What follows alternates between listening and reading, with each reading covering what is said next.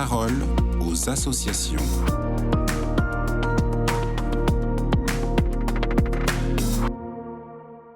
Bonjour à tous, bienvenue dans La Parole aux associations. Aujourd'hui, je suis avec Agathe. Bonjour Agathe. Bonjour Agnès.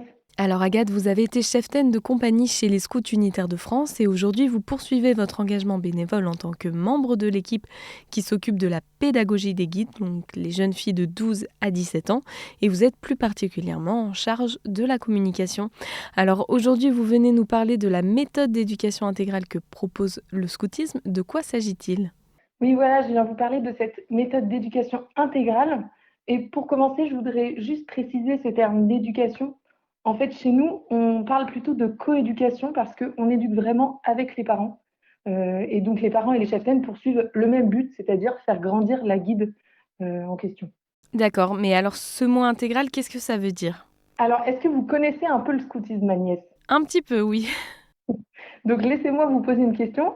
Quelle différence est-ce que vous voyez entre le scoutisme et l'école ? Parce qu'en soi, l'école, c'est aussi un lieu d'éducation.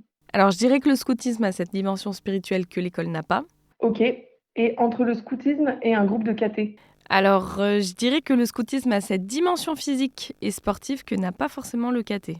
Exactement. En fait, ce qui différencie le scoutisme des autres activités, c'est que c'est un des rares lieux dans la vie d'une jeune fille de 14 ans qui cherche à l'éduquer dans toutes ses dimensions, intellectuelle, spirituelle, physique, et également à développer les talents qui lui sont propres. Dans le scoutisme, on a bien conscience que nos jeunes sont composés de différentes dimensions qu'on distingue souvent comme corps, âme, esprit. Alors concrètement, qu'est-ce que cela implique dans la préparation de vos activités, par exemple ? Et bien du coup, nos cheftaines préparent des activités qui font grandir les guides dans ces trois dimensions-là, corps, âme, esprit.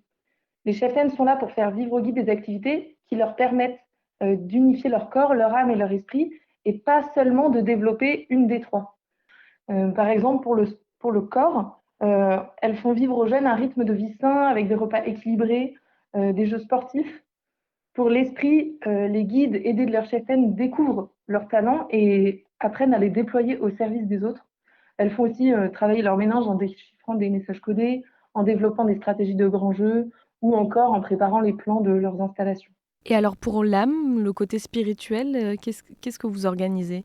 Alors, pour faire grandir les guides dans leur âme, c'est-à-dire dans leur dimension spirituelle, on cherche d'abord à leur faire prendre conscience que Dieu est présent à chaque instant de la journée.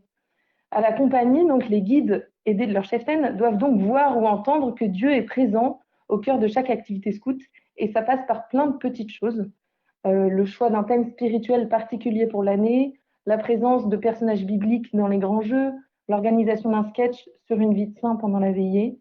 Bien sûr, il y a aussi l'omniprésence de la création, puisque toute la vie scout se passe dans la nature. Nos journées sont rythmées par des prières au début, à la fin, ainsi qu'à chaque repas. On vit la joie fraternelle, on va à la messe tous les dimanches, etc.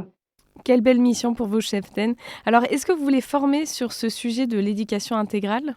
Oui, tout à fait. On les forme pendant des semaines de formation et on insiste souvent sur l'exemplarité, en particulier sur cette question de l'unité corps, âme, esprit. Nos cheftaines, avec un peu plus de recul, elles perçoivent bien ces tensions qui existent en elles-mêmes. Par exemple, elles écoutent la radio tôt le matin.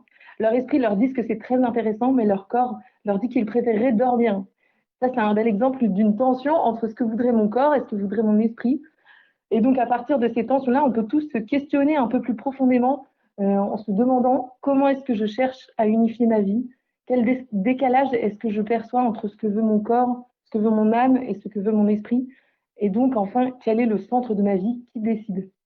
Merci beaucoup Agathe pour cet échange. Je rappelle qu'on peut retrouver plus d'informations sur le site internet scout-unitaire.org. Je vous souhaite une très belle journée et je vous dis à une prochaine. Merci Agnès, au revoir.